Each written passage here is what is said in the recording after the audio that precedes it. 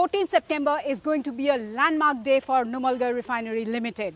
Prime Minister Narendra Modi will be here in Numaligarh to inaugurate world's first bamboo-based 2G ethanol refinery. With me is MD of NRL, Mr. Bhaskar Phukan, to talk about the significance of this world's first bamboo-based ethanol refinery, what it means for NRL and Assam, and also about the preparations ahead of Prime Minister's visit.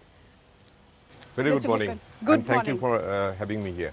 Thank you so much for speaking to us. Of course, you are a busy man at this point of time. Thanks a ton for making time out to talk to us, Northeast Live. My pleasure. Yeah. First question, Mr. Phukan, of course, a milestone for NRL. What will this particular refinery mean for NRL and for Assam? See, NRL is already embarking on a journey for net zero. This is a must for the net zero initiative, because this is one of our prime mover in the whole net zero game. See, this biorefinery will produce ethanol, as you know, and ethanol will be blended with motor spirit. You will not believe the process of making ethanol is totally carbon neutral, whatever has been adopted. Plus the product which is going for blending with MS is also much docile than the normal gasoline. See, I keep on repeating this thing. See, ethanol has 2 carbon, whereas a typical gasoline will have a carbon number from 7 to 12. When you burn ethanol, you will emit much lesser carbon dioxide into the atmosphere as compared to normal gasoline. So it is a good idea to blend some gasoline, some ethanol into gasoline. There are countries who uses ethanol as a primary fuel itself. See, you need the flexi fuel vehicles for that. I'm sure in the future that flexi fuel vehicle will also come into the play in the Indian auto market. Right. So for NRL, it has a very high significance. And as we talk along, we will tell you what are the social benefits it is supposed to accrue to the whole society. Yes, absolutely. We would also like to know from you about the employment numbers that this particular project is going to generate. But what about the capacity, and what is the kind of bamboo consumption that this particular refinery is looking at? See, total bamboo consumption, if you take the green bamboo as a basis, annually we will be consuming around 500,000 metric ton.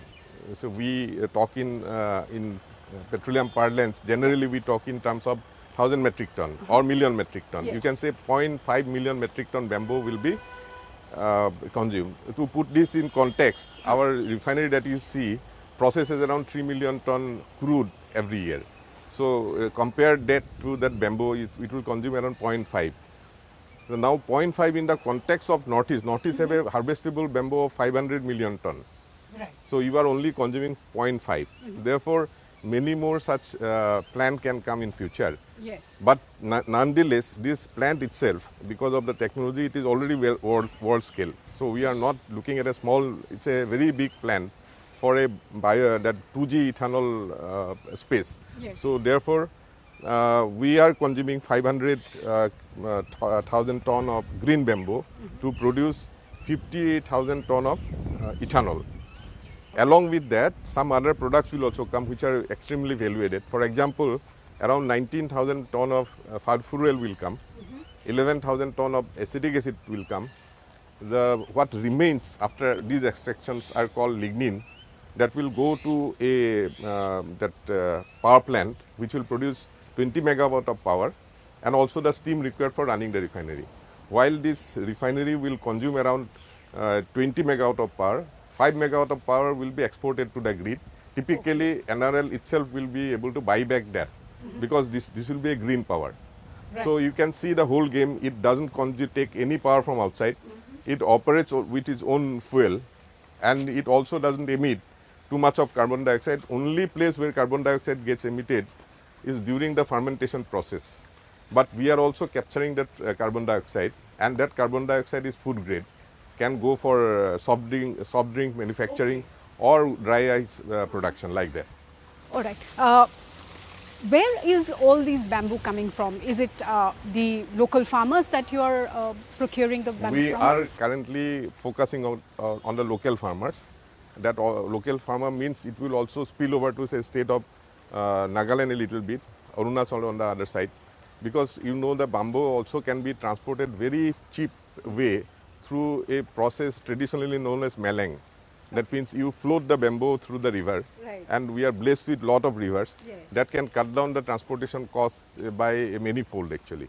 So, and if we can cut down on the transportation cost, more and more money can be channelized to the farmers. That is our main aim actually. The end of the road, that end of the chain, that farmers should earn the maximum. So therefore, our model is we are indulging in an aggregation model. We are not giving a tender for, see, you must not have seen any tender coming out in the Right. paper. Yes. So we have already started accumulating bamboo. That is through a aggregation model. Actually, a farmer gives to a local level entrepreneur. That gentleman's job is to convert this bamboo into chips. By doing so, we lose the water which we don't want, because bamboo contains lot of water. Yes. Then he loads in the vehicle. And these three partners, that means the grower, and the chipper, Yes. and the transporter, gets directly paid by the company itself. So we have made a ecosystem. It's a good digital ecosystem, and it is all GPS tracked. So therefore, we have been able to register a large number of farmers already. Around 3,000 odd farmers are already registered. We have issued LOIs to around 25 local level entrepreneurs who will chip the bamboo, and trucks are getting also. It is almost like a Uberization of the truck. So you call for a truck will go to your plant, and he can be loaded, and as he delivers, these two people, the trucker and the chipper, gets paid. And when the farmer delivers the material to the chipper, Yes. he gets paid. So everything is tracked in the system. Right. And this is a good system that we have. DCS was behind this. They are responsible for developing the software. Okay. So, I'm sure you already have a number of people benefiting, the farmers, the chippers, the We whole. are talking about a number. We think that around 50,000 people will get benefited. See, 1 hectare of cultivation of bamboo, though it is scattered, 1 hectare, if it is a new cultivation, in a year's time or in 3 years' time, actually bamboo matures, 3 to 4 years' time.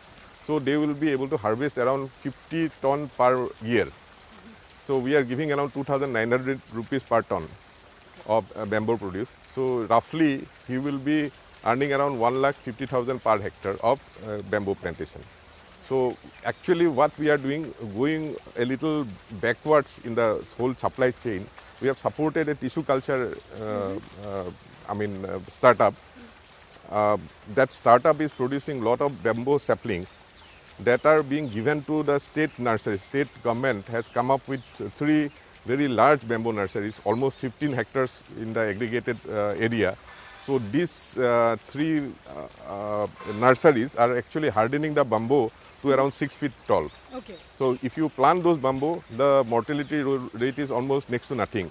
So we are redistributing these bamboo saplings to the farmer free of cost, so that the overall supply chain is in that.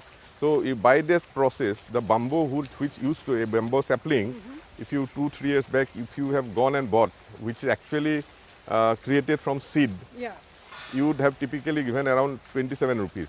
So by virtue of this method, we have brought it down to 9.5 rupees. That is a huge advantage in the whole supply chain, and at the end of the day, the farmer, there will be something left for the farmer. So that is how we are planning the whole thing actually. Coming to Prime Minister's visit, the preparations here, and what is besides inaugurating the 2G ethanol-based, bamboo-based ethanol refinery, I believe there are a few other inaugurations also that the Prime Minister is going to do as far as NRL is concerned. Yeah, actually we have also planned for something called the polypropylene unit. Right. It's a 360,000 metric ton per day. As a part of our refinery expansion, we have kept a plant called Petro FCC, which produces propylene as one of the yields. We are converting this propylene to polypropylene. Polypropylene is a very high value petrochemical product. It's a commodity polymer nonetheless, and many products on a downstream can be produced from there. Whatever you see from starting from a a tank which is put on the rooftop, from a suitcase that you carry, the geotextile sheet that you see in the embankment, all these products can be produced from polypropylene. So it's a very good commodity polymer, and it's a high value product in our sustainability journey, because in the long run you have to sustain. The people say that you have to keep running to stay in the same stage. Yes. So if you want to be as profitable as you are today, in the wake of transition which is happening, these products, this additional product, value-added product must be there in our portfolio. Right. That is why we are going for that. And Prime Minister has consented to inaugurate our, not inaugurate, the foundation stone laying, because it has not started. We got the environment clearance nonetheless. It is costing around 7,200 crore. So 7,200 crore would be that plan. And we have already engaged the EPCM consultant for that. Okay. The land has been identified and it will go on ground immediately after the foundation stone. So what kind of employment generation is NRL looking at?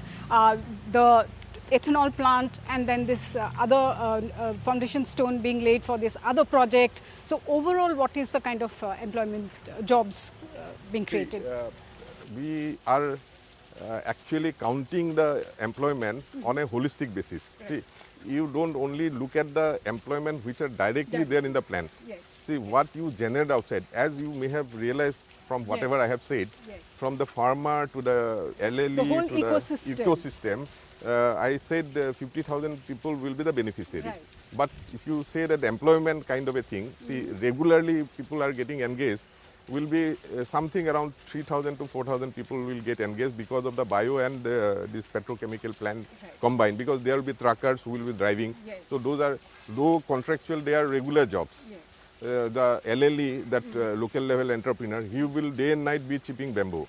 So he is employed, and he in turn is employing 10, 12 people in it. Right. So if you put the whole ecosystem in place, Yes. there will be 5,000 odd people who will regularly get engaged in the whole job, including the employment that we are going to create directly. Okay. So 50,000 figure that I have spoken about are the farmers, which if you include the farmer community, those are the guys who will get their enhancement in the farm income actually. So I said 1 hectare can yield around 1.5 lakhs. So that is a supplementary income that they can have. And bamboo, being what bamboo is, because they are very, very stubborn, very robust plants, which do not get affected either by a spell of drought or a spell of flooding. So therefore, not only it is a sustainable plant looking at the climate that we are experiencing today, and farmer will have a regular income. Right. And also here, it's not the benefits, the social benefits, the economic benefits of all the projects of NRL is not limited just to Assam, but wider, almost entire Northeast. Yes, obviously. See, I have already said that we are going for bamboo sourcing partly to say Nagaland areas, partly to Arunachal. Yes. And also you see the plant itself will consume certain chemicals and certain very new age things like enzyme. Enzyme is one which will be a major stay in the whole procurement of the bamboo biorefinery. So currently that is an imported product. Right. But this enzyme is also getting manufactured domestically. You'll be happy to know that even NRL has aided a startup. Okay. And he is in the process of manufacturing. Maybe he will take another year or so, or 2 years or so. After that, you will see a locally made enzyme being used in a refinery. So, and he will be a job creator, and there he will have a very decent turnover. Yes. Similarly, we will also use some chemicals for extraction of the cellulose from the bamboo biomass. So, typically formic acid. Formic acid can also be made. Formic acid has dual use. In Northeast, there are plenty of rubber plantation. In the rubber extraction, formic acid is used. So, if some manufacturer comes, sure they will come. Some manufacturer will come, and they will start manufacturing formic acid, and that then can not only be sold to us, that can also be sold to that rubber farmers for extraction purpose. And this ethanol that will be produced here in Numaligarh, what is the plan going forward? Will it be consumed across India only, or there's some export? See, the quantity of thing is only 50,000 metric ton. See, theoretically, entire thing can be consumed inside our refinery only, because whatever petrol MS that we are making, we will have to blend 20% of that. Right. So we are making around, maybe in a year's time, we are already making around 700 TMT. It will go up to 1.5 million ton of petrol itself. Yeah. So it can easily be blended. Now government also has said that if you get more value, you are free to export that material. So if I get, we'll chase some value. So if we get more value, this product can be exported also. So that it will become more economic prosperity to this plant. Right. So, a lot of big plans as far as Numaligarh refinery is concerned. Of course, this is NRL has come out of the Assam Accord. Lot of sentimental, emotional value there. Connection there as far as people of Assam are concerned. You are already on a mega expansion plan. What are the other things lined up in the maybe coming years? There's already an expansion going on from 3 MMTPA to 9 MMTPA. I'm sure with whatever we are producing and whatever we are going to produce, which are in drawing board as of now, there are probability of lot of other industries coming around whatever we are producing. Some of them will be geographically contiguous to us because there will be some integration. So, for example, we are trying to actually produce green hydrogen. Right. So and that we are going on a BOO basis, build, own, operate. We are not going to invest. Somebody will invest. Yeah. They will produce green hydrogen. I will be the consumer of the green hydrogen. So therefore, that guy will put up a facility here, very near to our refinery. So this is an example. Somebody is coming, said that he will make acetic acid out of methanol because APL makes methanol and we can give him carbon monoxide. That gentleman is trying to make acetic acid out of it. So these are some of the very natural value addition and the opportunity for further industrialization which will come contiguous to us. And think of the downstream impact of the polypropylene project. I have already mentioned the uses there. Yes. Those products can easily be made, and hopefully with the ecosystem that currently the current dispensation is creating, those industries will be very happy to come to Assam and do business here. So that is how we are trying to make it societal change, not only with our own plant, maybe with other investment coming, it will be a hub of this petrochemical and chemical factories. Right. And how will this 2G ethanol refinery change the role of Assam, India in the global green energy space? See, I can assure you, a lot of people are looking with a microscope, how do we perform on this plant, because this is world's first. Right. See, it is a Finnish technology. Kudos to those guys who have developed. You had the Finnish partnership that you had. Yes. And this is the first time commercialization. It has come from the demo scale directly to the plant scale. So we are the one who has actually invested very heavily on the engineering side, and having demonstrated that it can be produced, because we have already produced some batches. Right. So therefore that technology has already been proved. So people are watching how well we do going forward, and it is our responsibility to make it commercially successful, and I'm sure we will. So then entire world is looking at us, the financiers are coming, because it is a green thing, and everybody loves green energy actually. So since it is a green energy, and also not only energy, I have mentioned about few chemicals that have tremendous downstream value addition possibilities. See, for example, furfuryl, you can be a KSM, key starting material for pharmaceuticals. Then furfuryl can also become a source for furan resin. That resin is used for making refractories. So these are downstream industries which can easily come. Then acetic acid, you know how acetic acid need not have any explanation for that. So there are many possibilities which can evolve. Even the lignin, which we are currently trying to burn in the power plant, need not be burned. It's not, because lignin can also be valorized to a great extent. It can a very good glue can be made, and there are some certain other products which can be made out of lignin. And when you come to when you chip, you create dust, bamboo dust. The bamboo dust can easily be converted to biochar, which can be used to rejuvenate a land which has lost its fertility. And also it can further be converted to activated carbon, and you know the uses of activated Yes, carbon. yes. So there are many things which has opened up because of this refinery. So people are keenly watching it, and since we have succeeded, Yeah. now we will evince more and more interest from all quarters. Yes, a global interest as well. And finally, you have been one of the mover and shaker of the ethanol refinery, plus all the expansion work, the good work that is going on in Numaligarh refinery. How does it make you feel personally? How are you feeling at this point of time, Prime Minister coming just few days from now? I will not take a lion's share of the credit, because see, organizations are going concern. What you see today, the seed has been laid many years back. The thinking process was on. We had a previous set of leaders, like we had one gentleman called Padmanabhan. He was the one who has initially thought that this is a good project and we should look at it. Maybe 2015-16. Then came Mr. S.K. Borua. He also put his heart and soul in the whole process. So therefore, even the leadership level also, there is a continuity.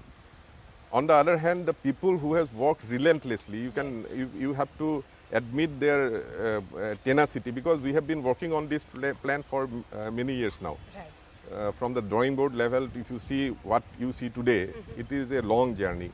And people with conviction, with dedication, they have been totally involved. So therefore, it is entirely a team effort. I would leave it like, at that. And as a leader, of course, people will see me, but the people who are actually behind are real heroes, actually. Yes. Thank you so much. Wishing you the very best and wishing the very best to NRL. Thank you. Thank you for your time. Thank you for speaking to Northeast Live. Thank you. Thank you.